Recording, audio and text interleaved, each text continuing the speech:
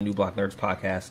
Every Tuesday, we will be dropping a new chapter of A Song of Ice and Fire. We're going to be coining this Tuesday Thrones, so make sure to lock in. Tuesday mornings, we will be dropping another chapter of A Song of Ice and Fire books. We're going through a Game of Thrones right now, and this week we are going to get our first POV chapter from another other than Arya Stark, which is one of my favorite characters. Darron, I know it's one of your favorite characters. This is our first taste of Arya, and it's really short. I think it's like 7 pages, something like that. But I feel like you get a lot of her. You get a lot of her personality in this. I mean, she's a kid. I think she's 9 or something like that when the book starts. So being a first time book reader, how did you feel about knowing who Arya becomes and kind of seeing her, Before I answer that question, I want fans to know, why are you doing 2 podcasts? Because these so many chapters that we want to get to for you guys, me being a new reader and being a veteran, and also they're really quick and short. So these are be 20-minute less podcasts. These are really short podcasts. And as far as the TV show of Arya, she was a savage. You saw, of all the character developments we've seen, someone that I cheered the entire time. And as it gets towards the end, I had to stand up and clap. And now I get a chance to read, and I see the breadcrumbs. I see why she is the way she is. And this is the first introduction that we actually see of her. And it's so cool, bro. It's so cool, especially knowing how she's going to be. And then seeing, y'all created this monster. You can't blame nobody else. Y'all been picking on this girl since she was birthed. You reap what you sow. That's what it is right there. Yeah, and it's... I love Arya because Arya is just so honest. In a world where everyone is just kissing ass for power and titles, Arya is just Arya. It's very frowned upon for her not to be basically a carbon copy of her sister, right? Mm-hmm. And she just, at a very young age, she just knows who she is and she knows who she doesn't want to be. And I think that's why all of us love her, right? She's just not... she's not a prissy kiss ass the way that Sansa is, which I'm sure we'll get into Sansa much later, and her similarities, at least early on, with Catelyn, and apple doesn't fall far from the tree and all those kinds of things. But we're not here to shit on Sansa. But she's part of the bag. She's part of the bag, bro. This is scenario. This is what happened. So get the settings off. They're inside of this knitting class. Basically they have to go and they get things done and be ladylike like the mother wants them to be. And Arya's this is boring, this is whack, I don't care for this. I want to be out there with the boys. I want to be doing some real stuff. Right. I don't want to be in here with this. Of course her sister is the princess to be, the queen to be, the personality of that. One of the quotes in line is saying that she's not going to be a good... She's pretty, but she's not going to be able to keep a house all clean. Everything else is right. Made for it. She has the image of what you want the perfect daughter to be, and Arya is totally not. She looks like her dad. She's ready to rumble at all times. You say anything about the bloodline, she's going to jump on you. That's who she is. Yeah, and I love that about Arya, and she's the second daughter, and she's kid number 4, right? So again. This medieval kind of feudal system that they're living in, there's not a ton of value anyways. Mm-hmm. And so, but not only that, she doesn't care either, right? I'm so glad Arya was not born first, because she would have a miserable go at stuff. Because it's one thing to be the second daughter, but Sansa has to fulfill that role of being extremely ladylike, because she's going to be married off to some high lord, or at least that's the expectation. I mean, we know that she's been betrothed to Joffrey, but at this point, but even if she wasn't, she was always going to be highly desired in the realm because of just who she is and who her parents are and everything like that. So they're doing knitting class. Arya sucks, obviously, because she's not into knitting. She hates it. Sansa and her friends over there talking shit. Arya gets pissed off, stomps out the room, and then she goes to the courtyard to go see the boys, fight. So there she meets Jon, and you see very early on how close of a relationship her and Jon have, which I always thought was so cute in the books. That like,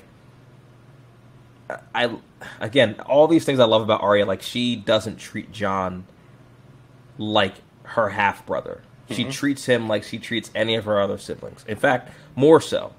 Yes. She's the closest with Jon, right? She loves Jon. Jon is her favorite, bar none. And Arya is Jon's favorite. Like it's not even close, right?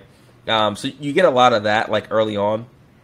But how did you feel kind of like when you were reading this, watching Arya and Jon kind of watch the courtyard from afar? It was what you want your dream kids to be like.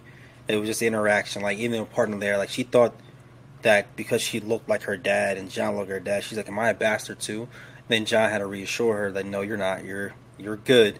And then seeing the excitement to have, like almost like she's being her natural self when she's with Jon. Everyone else, she has to be something else she doesn't want to be, and just the passion that they both have. They both want to be down there, but they can't. Jon being the bastard, he can't go down there, and then her being the considered female, and then see him jokes back and forth like you can't even hold a sword, like just right. Like no little like teasing back and forth, and both the wolves are there, and Ghost just overall like what you want your dream son and daughter to be like, and then watching, I guess, royalty in a sense at the bottom, and then realizing that I can take them, they suck, I should be down there. Right, I love that. Right. Yeah, I think you get a lot of that. Like, you just love these two characters together, right? And to your point about both of them not being able to be down there, it's I think that there's a passage in the book. It's somewhere along the lines of like, for the second time in a very short time, Arya realized that life is not fair, right? Because she was coming up there to pout about knitting class and everything like that.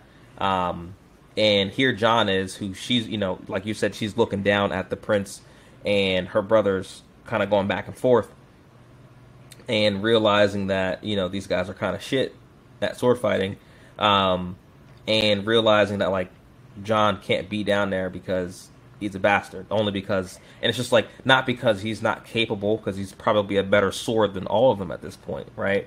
But it's just, I think it's also for Arya, the maturity level that she shows at such a young age to realize that, like, damn, let me check myself, my privilege a little bit. Like, here I am, I'm a highborn lady bitching about not doing good enough in knitting class, and my brother here, who is a better sword than all these fools, he can't even step foot in the courtyard because there's royalty around, and they don't want to insult the royalty with the presence of a bastard just because of some shit he has no control over. At all. And then Jon tells her, hey, life isn't fair. But tell me how you feel about seeing Joffrey. And then Jon's explaining how he felt about Joffrey in this book. But like, it just kept like little like Easter eggs of potentially this dude's the madness we're gonna get out of him. Yeah. How'd you feel about that? So it's interesting because I love how very early on George shows us who's being perceptive about what's going on in the world, and who is just kind of going with the flow of things. Arya and Jon are very, very perceptive. They have great self-awareness about what's going on around them. Like, we know Joffrey's acting like an ass, but we get that POV from Arya looking at Jon's reaction to Joffrey, right? So just like you said before about Jon and Arya being, your ideal candidates for a son and daughter. Yeah. And you're getting the polar opposite version of what you would want your kids to be in Joffrey. And you're getting it through the lens of these two people who you already have grown attached to, right? So it's really set up in a perfect way that like George writes that, because he wants us to see not only that Joffrey's an ass, but to see that he's an ass in the opinion of these two people that we already like. Good point. It tells you, like, you pick your sides. You're drawing your sides already. We're already in chapter 7. And you already find yourself like, yeah, I'm not cool with these peoples at all. But then also Sansa, and it shows her how she's like blind leading the blind. And she's just so infatuated with how the life's supposed to be, and how she sees Joffrey in a different light. She sees him for the royalty and the potential of what he can be, instead of what he's actually showing you in front of your face. Right. And it shows you the two sides of the coin of the family, how you could be in the same household, but you are totally different. Yep. And it's definitely an interesting mix moving forward with the chapters, because you always see how Jon and Arya are like on the outside looking in, and then how much they see, like you said, they see everything because they're always on the outside, versus someone who's actually in the mix. They slip past you and then it costs you later on. So it's very interesting how that works out. You always see it from like a top view. And to piggyback on that, again, another thing George does is you spoke about it before, about Arya looking so much like her father. Mm-hmm. She has that traditional Stark look, right? As does Jon. Yes. Right? And so, again, George is already creating the personalities by their appearances.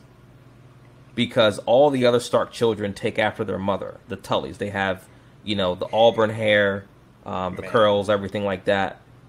Mm-hmm. And like the different colored eyes, like the blue eyes or green eyes or whatever.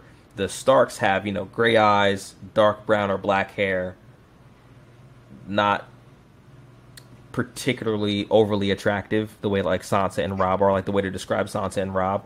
Yes. So like you're already kind of dividing the kids and like letting you know, okay, these kids look this way because this is how their personality is, and vice versa, and these kids look this way because of this.